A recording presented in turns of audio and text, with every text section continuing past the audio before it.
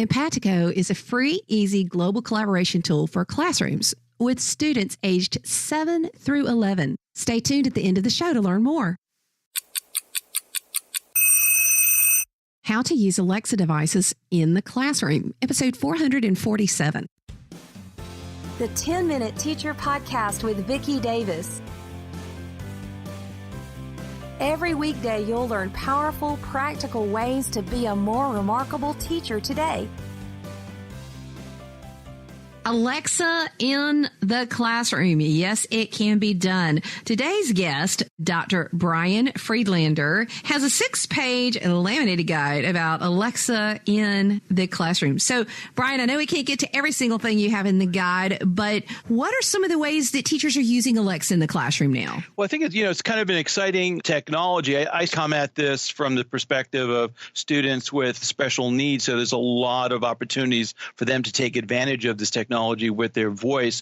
But certainly one of the big areas that it can do is reading Kindle books and reading Audible books from the library, which is really exciting. So it's just another way for students to be able to access their books using this device. It can also do math. It could spell words for students that need support, as well as accessing podcasts and emails. And, also I think it's an exciting tool for inviting others into the classroom through the use of the drop-in feature as well. And so teachers across the United States are beginning to bring these devices in and looking for new and innovative ways to use it. I have had conversations with the developers of one of the skills called Ask My Class.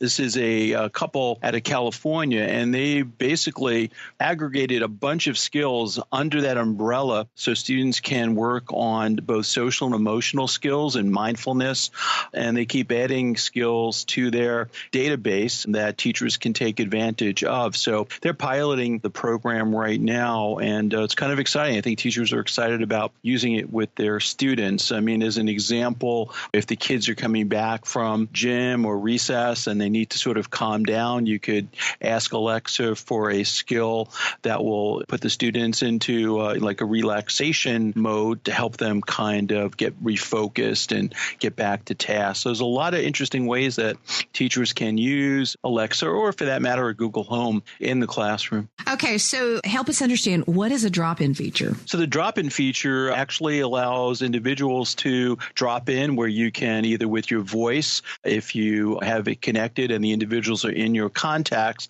so they can use it basically like we're talking just pure audio. If a teacher happened to have, let's say, an Alexa, like an Alexa show or a spot that has a screen, you can actually do video conferencing right through the device as well.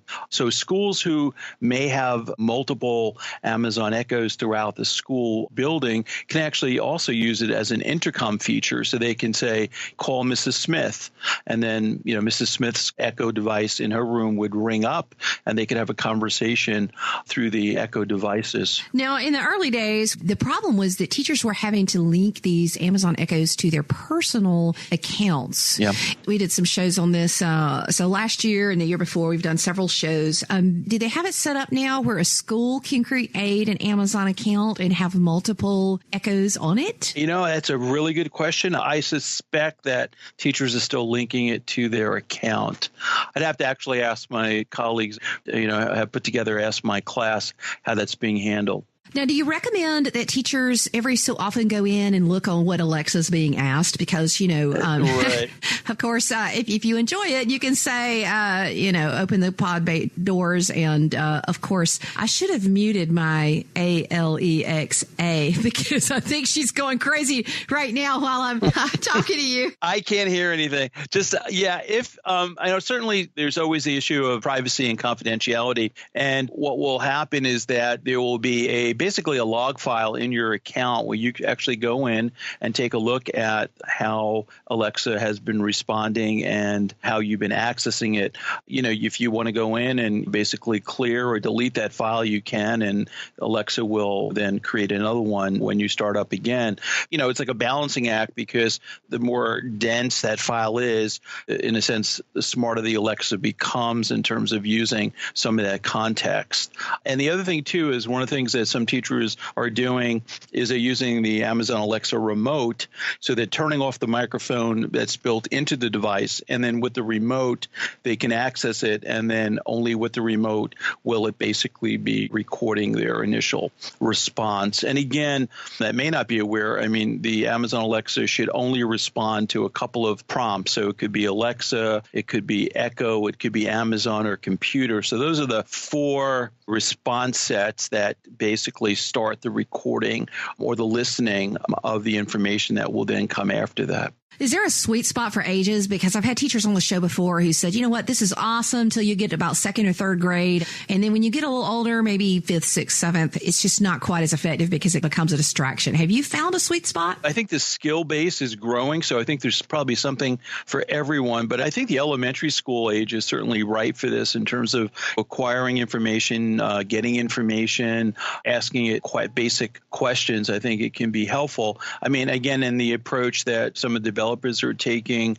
as well is to looking at way they can extend certain activities, especially in the area of social emotional learning, where, you know, there's some more interaction and where the focus is on mindfulness and staying focused and keeping students engaged in the learning process. Do you have any warnings for teachers using Alexa in the classroom? Yeah, I would get a remote because I suspect students will like to engage it with the responses. But I think that, you know, like anything else, you need to have some procedures in place and use it in a responsible way.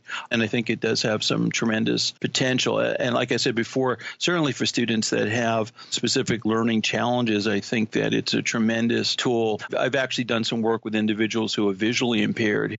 It's been a life changer for them because there's no visual interface. So for them to be able to access, you know, the environmental controls, get information, weather, news, I think is pretty incredible. So I think it has a lot to offer. And also Amazon does offer a lot of accessibility features that are built in to like the devices that have screens as well. What are the first few things that they should ask it to do and demonstrate to their students so that they can say, that was really helpful? I think in maybe 1st or 2nd grade, I mean, it could be helpful for, you know, how do you spell a word, doing simple math, or just getting today's news can be really helpful. Because I think that it's a great device for basically connecting to the outside world, which is exciting. There are a number of podcasts or sites where they can access books. So having basically storytelling come alive can be really helpful. So I think there's lots of ways to engage students. And some of the devices, even the basic Echo Dot,